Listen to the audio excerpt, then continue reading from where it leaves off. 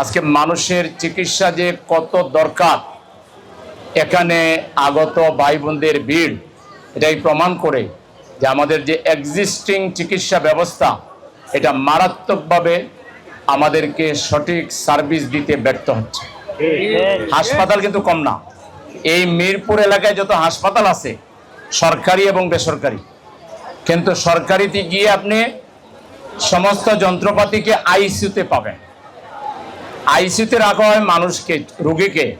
আমাদের দেশের আইসিইউতে আছে রোগ নিরাময়ের, রোগ নির্ণয়ের যে যন্ত্রপাতি, এগুলো ইনভ্যালিড অবস্থায় আইসিইউতে আছে। কারণ হলো কোনো সরকারি হসপিটালে গিয়ে সহজে আপনি কোনো টেস্ট করাই আসতে পারবেন, এরকম যদি সম্ভাবনা থাকতো আমাদের রোগীরা এই গরমের মধ্যে এখানে আসতো না। তারা লিখে দিয়ে দিবে, বলবে যান এটা প্রাইভেট যেয়ে করেন। আর প্রাইভেট যে করবেন ওখানে আগুন। বাজারে যেভাবে দ্রব্যমূল্যের ঊর্ধ্বগতি, চিকিৎসার ব্যয় বহন করা আমাদের দেশের নাগরিকদের পক্ষে মোটেই সম্ভব না। তারা নুন আনতে পান্তা ফুরায়, ভাত খেতে পারে না 3 বেলা, বাচ্চাদের কাপড় কিনে দিতে পারে না, স্কুলের ব্যাগ কিনে দিতে পারে না, জুতা কিনে দিতে পারে না, তারা চিকিৎসা করতে যাবে। মানুষ ক্রনিক ডিজিজ নিয়ে দিনের পর দিন রোগের ব্যাপারটা ভুলে যাওয়ার জন্য স্মৃতির উপরে চাপ দিয়া বুঝাতে চায় আমি রোগী না, আমি ভালো, আমি ভালো, কিন্তু তার সাথে রোগ আছে 50টা। যায় না কেন?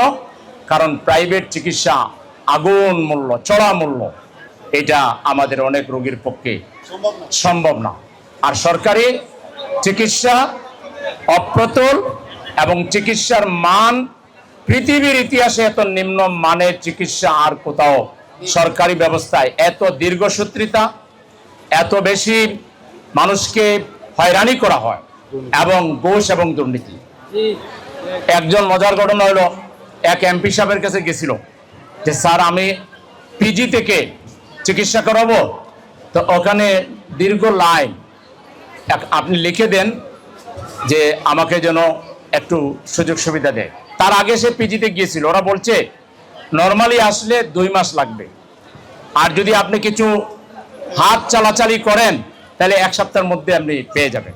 তো বললো দরকার নাই, আমার এমপি আছে, তো আমি এমপির কাছে যাচ্ছি।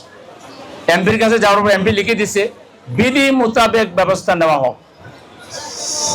এমপিটাও ওই রকম, মানে বুঝছেন তো, মানে পাবলিকের দরদ দুঃখ বোঝার তার ক্ষমতা নাই, সে আইনের দিকে গেছে। কয় বিধি, বেটা তোর পিএস কে বলবে যে ডাক্তারকে ফোন করবে, হ্যালো আমি অমুক এমপির পিএস বলছি, ওনাকে আজকে ভর্তি করাবে, এটাই করবে না। লেখছে বিধি মোতাবেক ব্যবস্থা নেওয়া হোক। গেছে আবার ওই লোকরা দেখছে, বলছে হ্যাঁ আমি যেটা প্রথমে বলছিলাম ওইটাই উনি বলে দিচ্ছে। অর্থাৎ আপনারটা 2 মাস পরে হবে, মানে আমাদের সিস্টেমে আসলে 2 মাস পরে। আর এখনো আপনার জন্য সুযোগ আছে, একটু হাত প্রসারিত করুন, আপনি 1 সপ্তাহ পরে পাবেন। ও তখন এমপির ওই লেখা কাগজ, যেটা ডিও লেটার, ওইটা ছিঁড়ে টুকরা টুকরা করে ফেসবুকের সামনে বলছে এইরকম এমপি কে ডিম মারি, বোলা ডিম, বাসি ডিম, পচা ডিম তোমার গালের উপরে মারি, আমার দরকার নাই। পরে তাকে পয়সা দিয়েই 1 সপ্তাহের মধ্যে অ্যাডমিশন নিতে হয়েছে। এই হলো বাংলাদেশের হাল হকিকত। সেম সেম সেম, এই হলো বাংলাদেশের হাল হকিকত।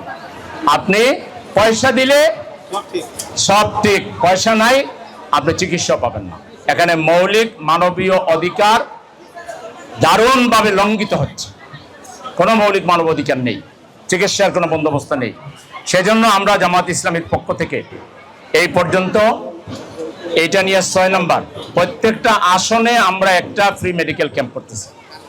আর প্রতি সপ্তাহে প্রত্যেকটা ওয়ার্ডে একটা করে মেডিকেল ক্যাম্প হয়। এটা তো বড় সাইজের না, সেখানে 100-200 জরুরি রোগী যারা তারা আসে। আর এটা 12 মাস হয় বাংলাদেশে। আর একটা পার্টি আপনারা যদি খুঁজে বাইর করতে পারেন যে 12 মাস ফ্রি মেডিকেল ক্যাম্প করে, এবং আমাদেরটা সঠিক কিনা আমরা এই যে আমাদের ব্যবস্থাপক হলো এই যে জুবায়ের রাজন, তার নাম্বার নিয়ে যাবেন, কোথায় কোথায় যায় সে আপনাদেরকে ফোন করে দিবে। আপনারা তো মিডিয়ার মানুষ, ছবি তুলে আনবেন। প্রতি সপ্তাহে ডাক্তাররা ওয়ার্ডে ওয়ার্ডে যায় এবং ফ্রি মেডিকেল ক্যাম্প করে। আজকে একটা ছায়া সরকারের, ছায়া সিটি কর্পোরেশন, ছায়া কেন এটাই মেইন সিটি কর্পোরেশন। সিটি কর্পোরেশনে কোনো এরকম চিকিৎসার ব্যবস্থা আছে নাকি?